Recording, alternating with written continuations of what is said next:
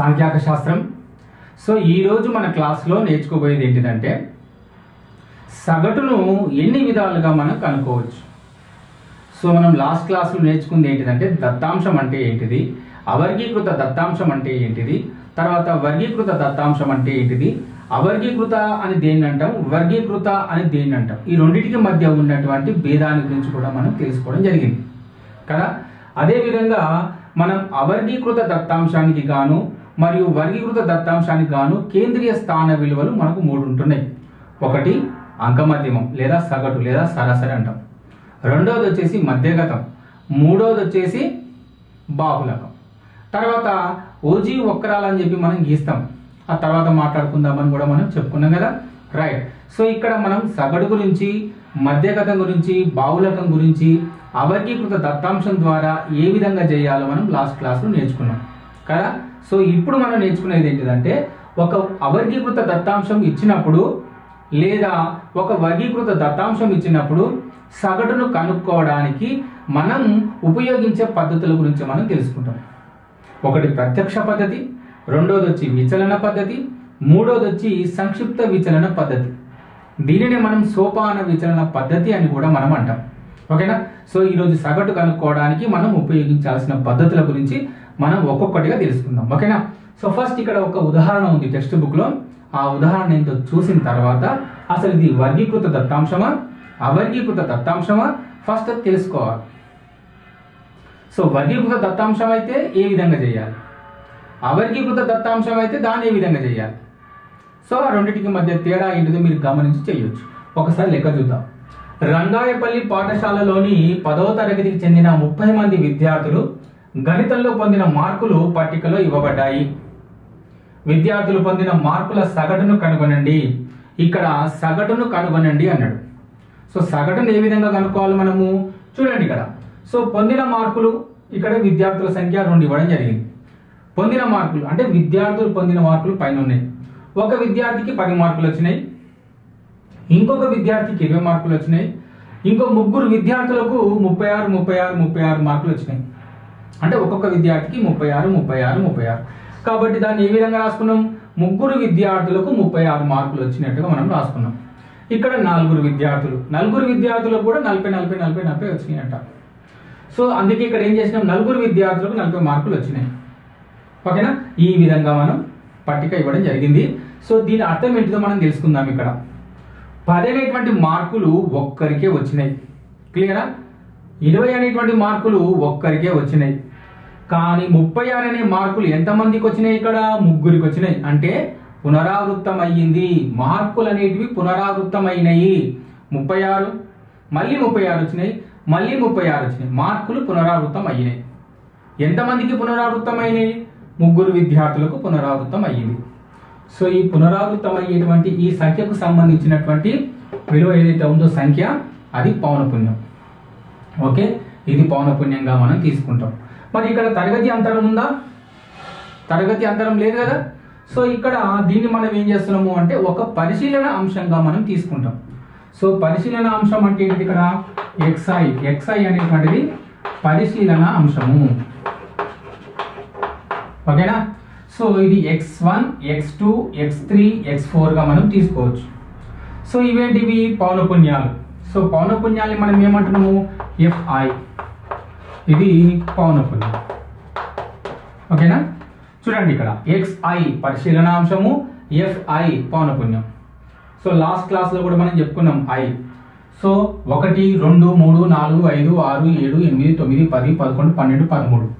అంటే ఇది మొదటి పౌనపుణ్యము, f1, f2, f3, f4. So i is equal to ఏంటిది, ఇక్కడ 1 నుంచి మొదలుకొని ఇంతవరకు, ఎంతవరకు, ఇది f1, f2, f3, f4, f5, f6, f7, f8, f9, f10, f11, f12, f13. So ఇక్కడ i అనేటువంటిది ఆ సంఖ్యలు తెలియజేస్తుంది అనమాట.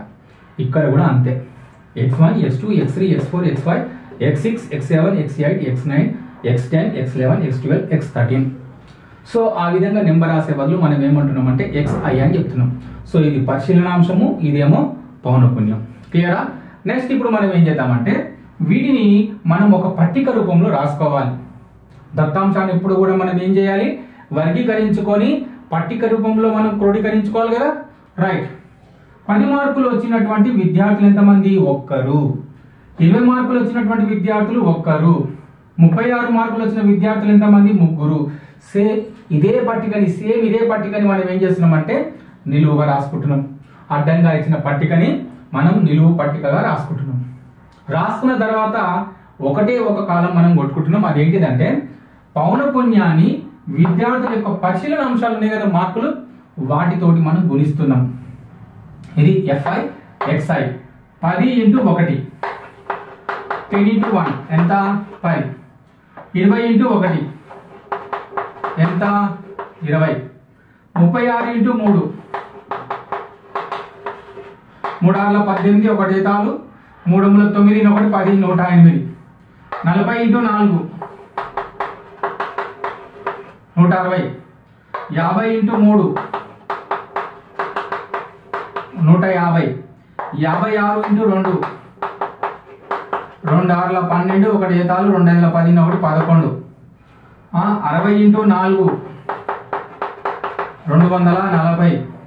60 × 4 240. 70 × 4 280. 72 × 1 72. 80 × 1 88 × 2 8 2 16 1 జీతాలు 8 2 16 1 17. 92 × 3 3 2 6 3 9 27. ఓకే. 95 1 95 1 95. ఓకేనా. సో ఈ విధంగా రాసుకోవాలి మనం. FI XIని మనం రాసుకోవాలి. రాసుకున్న తర్వాత మనం చేయాల్సింది ఏంటిది? పౌనపున్యాల మొత్తము కూడా మనం కూడిక రాసుకోవాలి. అదేవిధంగా ఇక్కడ పౌనపున్యము మరియు ఇక్కడ పరిశీలన అంశాల యొక్క లబ్ధం ఏదైతే ఉందో అది కూడా కూడి ఇక్కడ మనం రాయాల్సి ఉంటుంది అనమాట. ఓకేనా. రైట్. ఇది కూడదాం. పౌనపున్యాన్ని కూడిక రాద్దాం. 1 1 2 2 3 5 5 4 9 9 3 12 12 2 14 14 4 18 18 4 22 23 24 26 29 1 30. పౌనపున్యం మనకి ఎంత వచ్చింది? ఇక్కడ మనకు 30 వచ్చింది. తర్వాత ఈ సంఖ్య మొత్తం కూడా కూడినట్టయితే మనకి ఎంత వస్తుంది? ఇక్కడ 1779. ఓకేనా. ఇదంతా కూడినట్టయితే మనకు వచ్చేది 1779 వస్తుంది అనమాట. ఓకే. రైట్. మనకు సగటు కనుక్కోవడానికి సూత్రం అనేది ఒకసారి రాద్దాం. రైట్. సగటు కనుక్కోవడానికి X bar equals to sigma FI XI by sigma FI. ఇది సూత్రం. ఓకేనా. సో ఇది పౌనపున్యం ఇచ్చినప్పుడు సగటు కనుక్కోవడానికి సూత్రం ఇది sigma FI XI by sigma FI. క్లియరా? రైట్. ఇందులో FI అంటే మీకు తెలుసు కదా పౌనపున్యం. ఓకేనా. పౌనపున్యం ఇదంతా కూడా FI. XI అంటే తెలుసు కదా ఇవి మార్కులు, ఒక్కొక్క రాశులు, పరిశీలన అంశాలు XI. సో ఈ రెండింటి యొక్క లబ్ధం ఎక్కడుంది మనకు? ఈ రెండింటి గురించి వచ్చిన లబ్ధం ఇది FI XI. మరి సిగ్మా అంటే ఏంటిదంటే మొత్తము అని చెప్పి మనం లాస్ట్ క్లాస్ లో చెప్పుకున్నాం.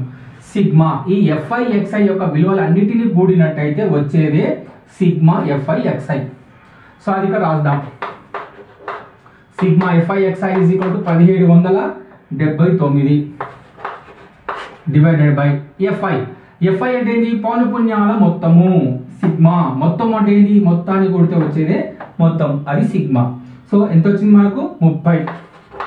ఇప్పుడు మీరు దీనిని దీనితో భాగించినట్టయితే మనకు సగటు అనేది వస్తుంది అనమాట. ఆ విద్యార్థుల యొక్క సగటు మార్కులు అనేవి మనకు వస్తుంది అనమాట. ఎంత వస్తుంది మనకు భాగించినట్టయితే? 59.3 ఇదన్నమాట. ఓకేనా. దీన్ని మనం మామూలు భాగారం చేసినట్టయితే మనకి ఇక్కడ 59.3 అనేటువంటి ఆన్సర్ వస్తుంది అనమాట. ఓకేనా. క్లియర్. సో దీన్ని మనం ఏ విధంగా రాయొచ్చు? విద్యార్థుల సగటు మార్కులు 59.3. ఓకేనా. క్లియర్.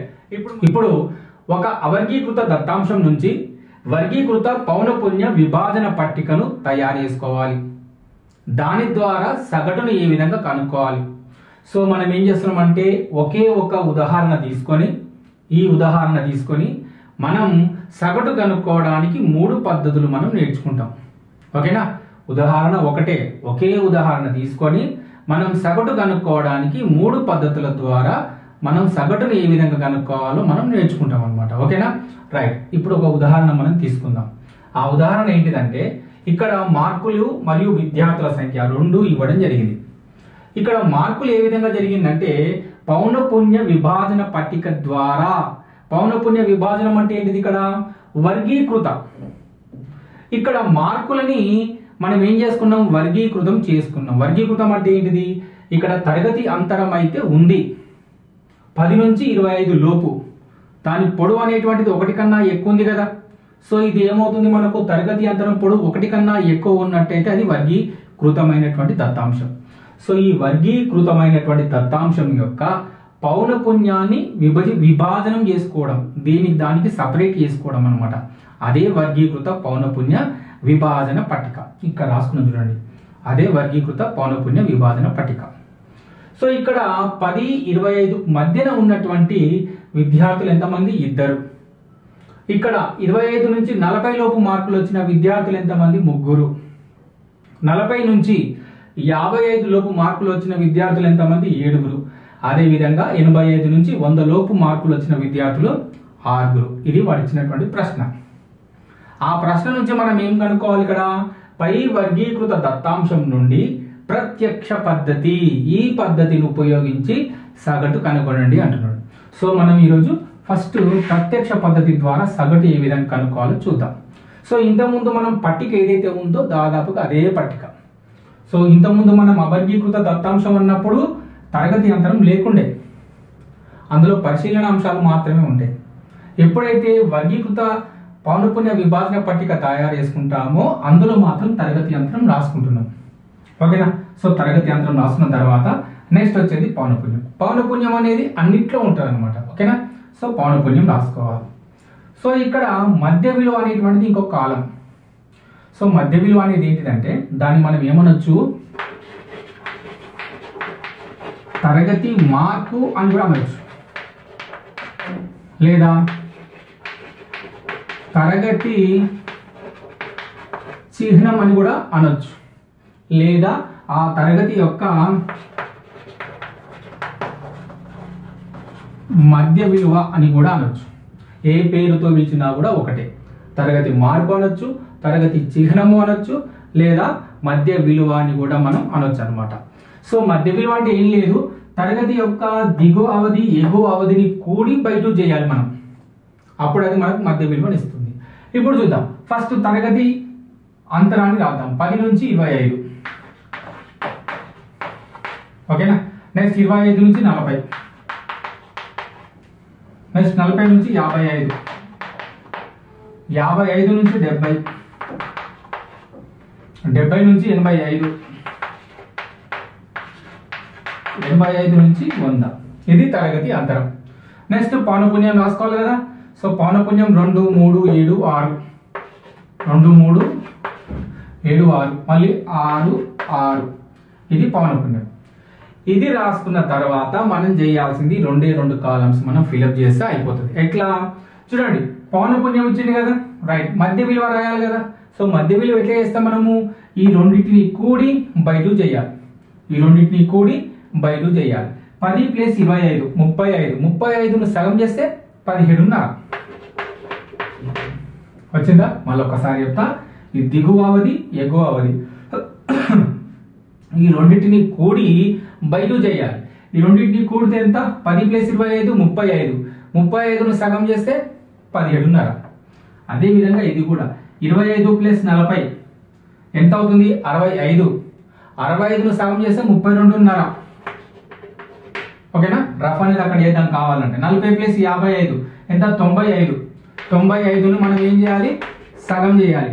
2, 4, 8, 1 ఇక్కడ 5, 2 × 14 అంటే 2, 5, 10 47.5. ఓకేనా? సో 55 70ని కూడాలి, కూడి సగం చేయాలి. ఎంత అవుతుంది మనకు? 5, 7, 5, 12 125. 125ను సగం చేయాలి. సో ఇక్కడ మనకి ఏమో 2 6 12 2 2 4 62.5 భాగిస్తే సో ఈ రెండింటిని కూడా మనం కూడాలి. ఎంత అవుతుంది మనకు 155 2తో భాగించినట్టయితే 2 ఏళ్ళ 14 2 ఏళ్ళ 77.5. మళ్ళీ ఈ రెండింటిని కూడాలి, కూడి బై 2 చేయాలి. 185 185 2 9 18 2 2 4 92.5. ఓకేనా? రైట్. ఈ విధంగా మనం ఏం చేయాలంటే తరగతి యొక్క మధ్య విలువని మనం రాసుకోవాలి. ఓకేనా? ఏం లేదు, దీన్ని కూడాలి బై 2 చేసి ఇది వస్తుంది, దీన్ని కూడాలి బై 2 చేసి ఇది వస్తుంది మధ్య విలువ. ఈ రెండు వచ్చిన తర్వాత ఈ రెండింటి గురించి అక్కడ రాసుకోవడమే. అవర్గీకృత దత్తాంశంలో అదే చేసినాము, వర్గీకృత దత్తాంశంలో కూడా అదే చేయాలి మనం సగటు కనుక్కోవడానికి. సో ఈ రెండింటిని మనం ఏం చేయాలి, గుణించాలి. 17.5 × 2 ఎంత అవుతుంది మనకు 35. 17 రూపాయలు ఆడనా 17 రూపాయలు ఆడనా ఎంత అవుతుంది 35. సో ఇక్కడ 32.5 × 3. సో ఇక్కడ వేద్దాం 32.5 × 3 3 5 15 3 2 6 1 7 3 3 9 పాయింట్ ఒక అంకె తర్వాత ఉంది కాబట్టి పెట్టుకుందాం. సో 97.5. ఈ రెండింటిని కూడా గుణించాలి. గుణించినట్టయితే మనకు వచ్చే విలువలు ఇక్కడ ఉన్నాయి, నేను రాసుకోవడం జరిగింది, అవి ఇక్కడ రాసేస్తున్నా. సో 332.5 మళ్ళీ ఈ రెండింటిని కూడా గుణిస్తే వచ్చేది 375. ఈ రెండింటిని గుణిస్తే వచ్చేది ఎంత 465. ఓకేనా? ఈ రెండింటిని గుణిస్తే వచ్చింది 555. అర్థమైంది కదా? జస్ట్ ఏం లేదు, ఎక్స్ని ఎఫ్ని రెండింటిని గురించి ఇక్కడ రాయాలి. ఈ విధంగా చేస్తే మనకి ఈ విధంగా FI/XI యొక్క విలువలు వస్తాయి. FI/XI విలువలు వచ్చినాక ఏం చేయాలి, వీటి మొత్తానికి కూడాలి కదా. సో ఈ మొత్తానికి కూడుతున్నాం కాబట్టి మొత్తం అంటే సిగ్మా FI/XI. సో ఈ మొత్తం కూడినట్టయితే మనకు వచ్చే విలువ ఎంత 1860 వచ్చిందా? సో ఇప్పుడు మనకు సగటు కనుక్కోవాలంటే మనకు కావాల్సిన ఏంటిది సూత్రము, అది రాసుకుందాం ఫస్ట్.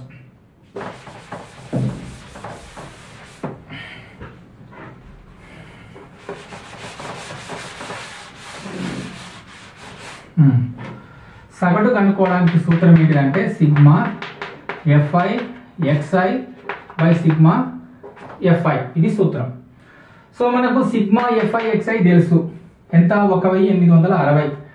FI అంటే ఏంటి, పౌనపున్యాల మొత్తం, అదెంతో మనకు కావాలి, కూడాలి కదా.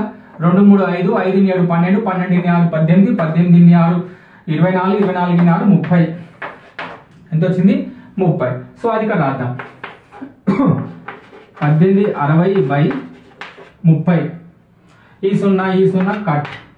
సో 186/3 3 ఇక్కడ 186 ఇక్కడ 3 6 18 6 కు 6 3 2 6 ఎంత వచ్చింది మనకు 62.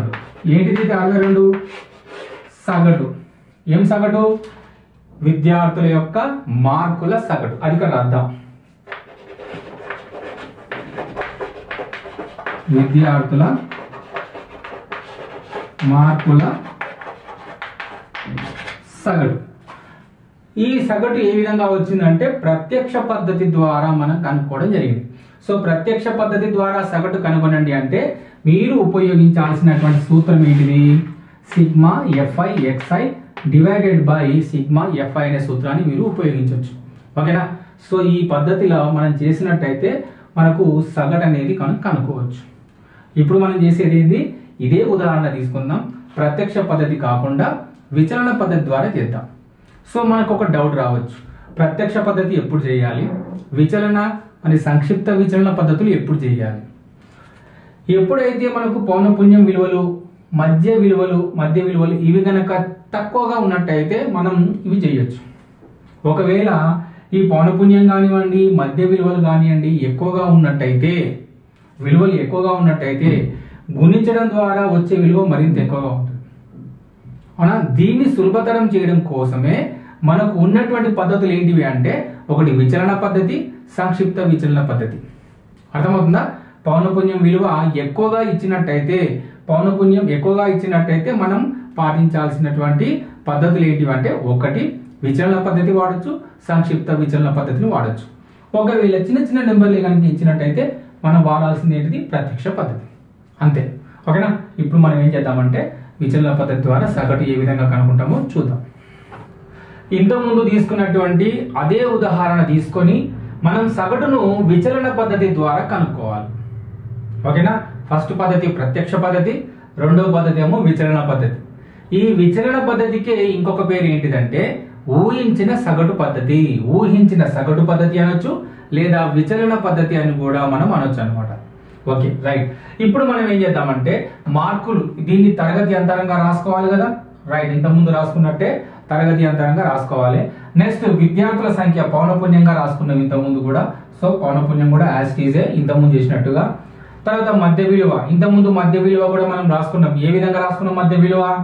దీని కూడి బై 2, అంటే ఒక తరగతి యొక్క దిగువ అవధి ఎగువ అవధుల యొక్క సరాసరిని మధ్య విలువగా రాస్తాం మనం. ఓకేనా? ఫర్ ఎగ్జాంపుల్ చెప్తా. 10, 25 కూడితే ఎంత? 35. 35లో సగం ఎంత? 17.5 వచ్చిందా? సో అదే విధంగా దీన్ని కూడాలి బై 2 చేసి ఇది వస్తుంది, దీన్ని కూడాలి బై 2 చేసి ఇది వస్తుంది అనమాట.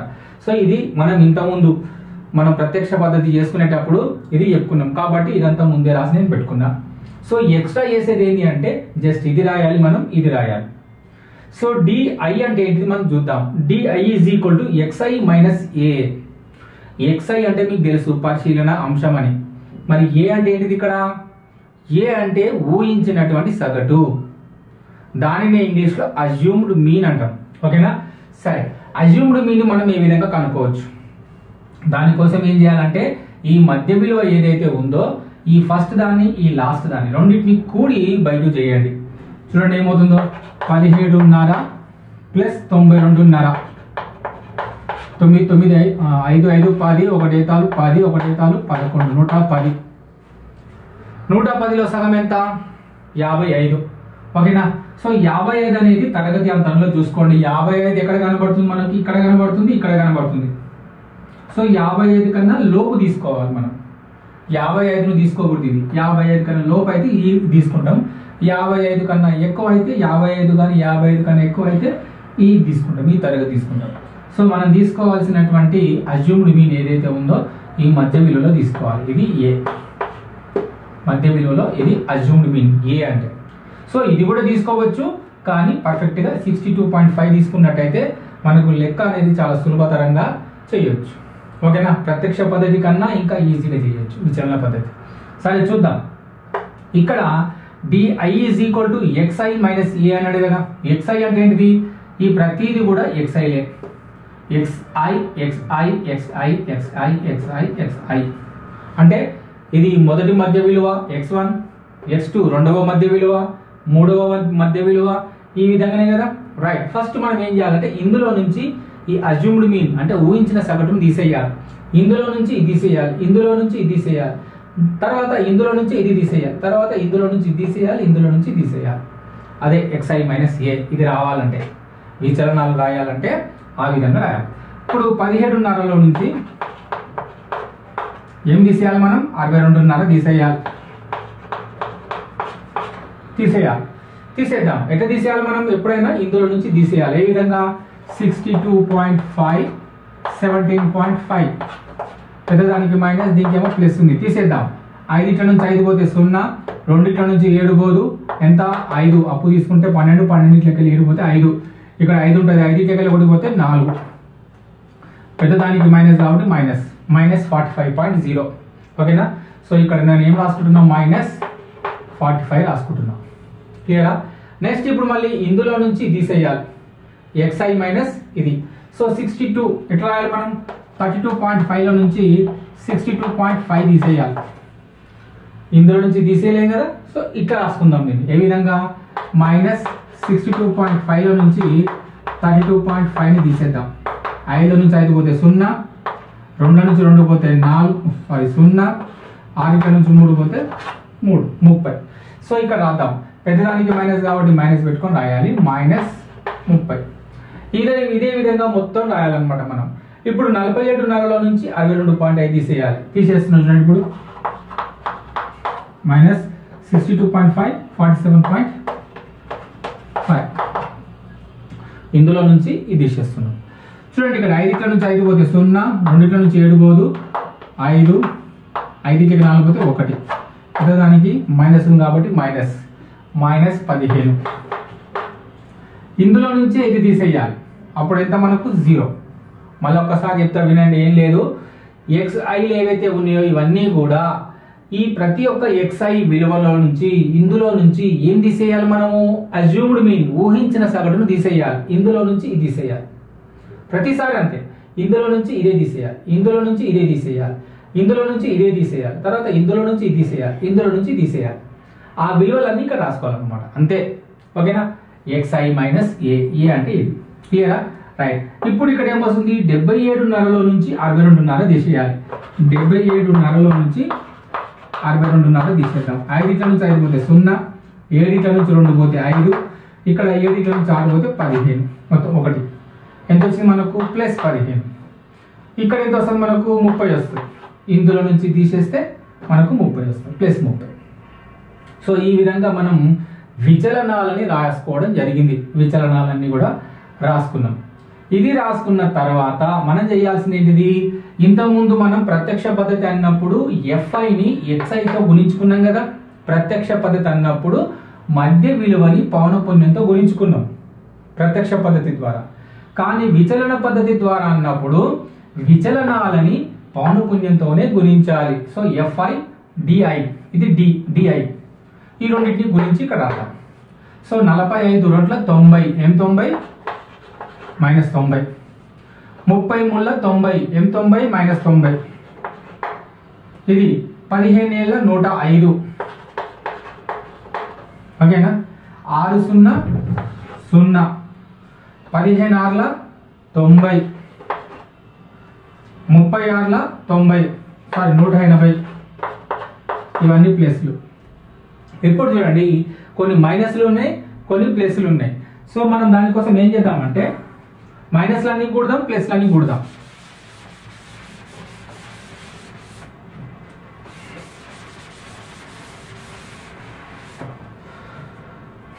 తొంభై 180 ఇంటూ 180 105, ఈ రెండింటిని కూడదాం. 5 8 2 మైనస్ 285. ప్లస్లన్నీ కూడదాం. 270, 90 180, 180కి 105 కూడా కూడితే మొత్తం 285. ఇది మొత్తం కూడితే 285. ఈ రెండు కూడితే 270. ఒకటి ప్లస్లో ఉంది, ఒకటి మైనస్లో ఉంది. ఏం చేయాలి మనం? తీసేయాలి. తీసేద్దాం. 5 8 నుంచి 7 పోతే 1, ఇలాగే పోతే 0. సో పెద్దదానికి మైనస్ కాబట్టి మైనస్. సో మైనస్ 15 అనేటువంటిది వచ్చిందనమాట. ఏంటిది? ఇది FI DI యొక్క మొత్తం కూడితే మనకు వచ్చినటువంటిది ఎంత? మైనస్ 15. పౌనఃపున్యము మరియు విచలనాల యొక్క లబ్ధము మొత్తాన్ని కూడినట్టయితే మనకు వచ్చింది ఎంత? మైనస్ 15. సో సూత్రం అనేది ఇప్పుడు రాద్దాం. సగటుకు సూత్రం ఏంటిదంటే A ప్లస్. ఇక్కడ మనము విచలనాలు ఏవైతే కనుక్కోవాలనుకున్నప్పుడు మనం ఏం చేసినాం? పరిశీలన అంశాల నుంచి ఊహించిన సగటును తీసేసినాం. సో ఇప్పుడు ఏం చేస్తున్నాం? సగటు కనుక్కోవాలంటే ఏం చేస్తున్నాం మనం? ఇక్కడ విచలనాల యొక్క మొత్తం ఏదైతే ఉందో దానికి మళ్ళీ మనం ఏం చేస్తున్నాం? ఊహించిన సగటును కలుపుతున్నాం. అప్పుడు మనకు సగటు వస్తుంది అనమాట. ఓకే, ఇప్పుడు A sigma FI DI by FI, ఇది సూత్రం. సింపుల్. ఇంతకుముందు మనం చేసినప్పుడు FI XI by sigma FI ఇదే ఉండే మనకు ప్రత్యక్ష పద్ధతిలో. కానీ విచలన పద్ధతికి వచ్చేసరికి ఇక్కడ ఏమొచ్చింది? ఇక్కడ మనకు ఏ వచ్చింది, అంటే ఊహించిన సగటును కలుపుతున్నాం అనమాట, అంతే. సో ఇప్పుడు చూద్దాం. ఏ అంటే ఎంత? 62.5 కదా, అది ఇక్కడ రాసుకుంటున్నాం. 62.5 ప్లస్ FI DI అంటే ఎంత? మైనస్ 15. FI అంటే ఎంత? 30 కదా. 62.5 ప్లస్ ఇంటూ మైనస్ 15 ఎక్కం 15 రౌండ్ల అంటే 1/2. సో 62.5 1/2 అంటే ఎంత 0.5. 62.5 నుంచి 0.5 తీసేసి ఎంత 62. సో ఇక్కడ మనకు వచ్చినటువంటి సగటు ఏంటిదంటే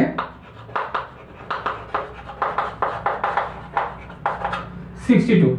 ప్రత్యక్ష పద్ధతి చేసినప్పుడు కూడా మనకు వచ్చినటువంటి సగటు 62. విచలన పద్ధతి ద్వారా చేసినప్పుడు కూడా వచ్చినటువంటి సగటు 62. ఓకేనా, రైట్. ఇప్పుడు మనం ఏం చేద్దామంటే విచలన పద్ధతి కాకుండా సంక్షిప్త విచలన పద్ధతి చేద్దాం. దాని ద్వారా సగటు కనుక్కుందాం. మరి అప్పుడు కూడా సగటు 62 వస్తుందా రాదా?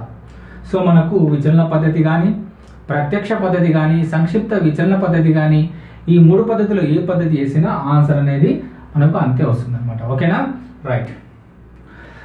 సంక్షిప్త విచలన పద్ధతి ద్వారా సగటును కనుగొనే విధానాన్ని ఇప్పుడు మనం తెలుసుకుందాం. Okay, right. ఇంతకుముందు మనం విచలన పద్ధతి చేసేటప్పుడు మనం మధ్య విలువని ఏ విధంగా రాయాలి, తర్వాత విచలనాలు ఏ విధంగా రాయాలో మనం తెలుసుకొని ఉన్నాం కదా. సో ఇంతవరకు మీకు తెలుసు. ఇప్పుడు కొత్తగా రాయాల్సింది ఏంటంటే యుఐ. యుఐ అంటే ఏంది? సంక్షిప్త విచలనాలు. ఇంతకుముందు రాసిందేమో డిఐ విచలనాలు, ఇవేమో సంక్షిప్త విచలనాలు. మరి సంక్షిప్త విచలనాలకు సూత్రం ఏంటిది? xi minus a by H. మరి హెచ్ అంటే ఏంటో మనం తెలుసుకోవాలి. హెచ్ అంటే ఏంటిదంటే తరగతి అంతరం యొక్క పొడవు.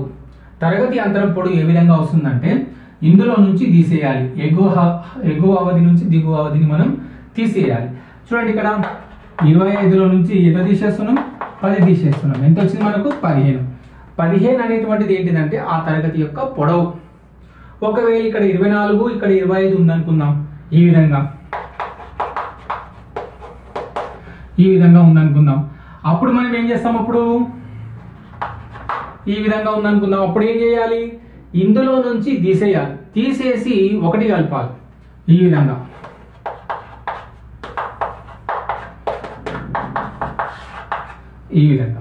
ఒకవేళ ఇది సమానంగా లేకపోతే ఇందులో నుంచి తీసేసి 1 కలపాలి. తరగతి అంతరం యొక్క పొడవు అంటే.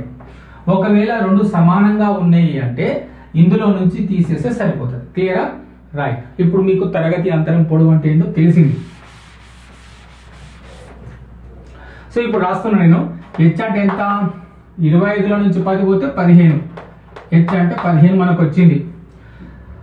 డి అంటే ఇది xi మైనస్ ఏ. ఇక్కడ ఉంది xi minus A by H. అంటే ఈ విచలనాన్ని తరగతి అంతరం యొక్క పొడవుతో భాగించాలి. అంటే -45ను మనం 15తో భాగించాలి. సో ఇక్కడ రాస్తున్నా -45ను 15తో భాగిస్తే ఏమవుతుంది? 15 ఎక్కం 15 ముళ్ళ 45 ఎంత? -3. అది ఇక్కడ రాస్తున్నా. ఇప్పుడు 30ని కూడా దేనితో భాగించాలి? మనం 15తో భాగించాలి. సో ఈ డి అనేటువంటి ఏదైతే ఉందో విచలనం, ఇందులో ప్రతి విచలనాన్ని మనం దేనితో భాగించుకుంటూ వెళ్ళాలి? మనం తరగతి అంతరం యొక్క పొడవుతో భాగించుకుంటూ వెళ్ళాలి. సో 15తో భాగించినట్టయితే 2, ఇది 15తో భాగిస్తే 1, ఇది 15తో భాగిస్తే 0, 15తో భాగిస్తే 1, 15తో భాగిస్తే 2. ఇవి విచలనాలు. క్లియరా? నెక్స్ట్ మనకు FIUI కావాలి. FIUI రావాలంటే మనం ఏం చేయాలి? ఇంతకుముందు చేసినట్టు దీన్ని తర్వాత పౌనపున్యాన్ని దీని రెండింటిని మనం గుణించి ఇక్కడ రాసుకోవాలి. ఇక్కడ ఒక విషయం చెప్తా, గమనించండి. ఫస్ట్ మనం ప్రత్యక్ష పద్ధతి చేసినప్పుడు పౌనపున్యాన్ని మధ్య విలువతో గుణించినాం కదా. విచలన పద్ధతి చేసేటప్పుడు అదే పౌనపున్యాన్ని దీనితో గుణించడం, DI విచలనాలతో గుణించడం. ఇప్పుడు దీనితో గుణిస్తున్నాం సంక్షిప్త విచలన పద్ధతి అంటే పౌనపున్యాన్ని సంక్షిప్త విచలనాలతో గుణిస్తున్నాం. అది అంతే. సో ఇక్కడ రాద్దాం. పౌనపున్యాన్ని సంక్షిప్త విచలనాలతో గుణిస్తే 2 ముళ్ళ 6 -6, 3 2 6 -6, 7 ఎక్కం 7, 6 0 0, 6 ఎక్కం 6, 6 2 12 వచ్చిందా? ఇప్పుడు మైనస్లన్నీ కూడాలి, ప్లస్లన్నీ కూడాలి. మనం 19 -19, ఈ 2 కూడితే 18. ఎంత వచ్చింది? -1 వచ్చింది. అది ఇక్కడ రాస్తుంది. So sigma FIUI is equal to -1 కదా. సో ఇది మనకు వచ్చింది. సో మనం ప్రత్యక్ష పద్ధతి చేయాలన్నా, విచలన పద్ధతి చేయాలన్నా, సంక్షిప్త విచలన పద్ధతి చేయాలన్నా సో అన్నిటికీ ఒకటే పద్ధతి, కాకపోతే కొద్దిగా తేడా. ఏంటిదో ఒకసారి చెప్తా వినండి. సో ఇక్కడ పౌనపున్యాన్ని మధ్య విలువతో గుణించి రాస్తాం కదా, దాన్ని దీంతో భాగించాలి, వచ్చేస్తుంది మనకు ఆన్సర్. నెక్స్ట్ ఈ పౌనపున్యాన్ని ఈ విచలనాలతో గుణించి వచ్చినటువంటి దానిని మనం అది బై ఇది చేస్తే ఆన్సర్ వస్తుంది. దానికి అజ్యూమ్డ్ మీన్ కలపాలన్నమాట, అంతే. అంటే ఊహించిన సగటుని కలిపినట్టయితే మనకేమొస్తుంది, సగటు వస్తుంది.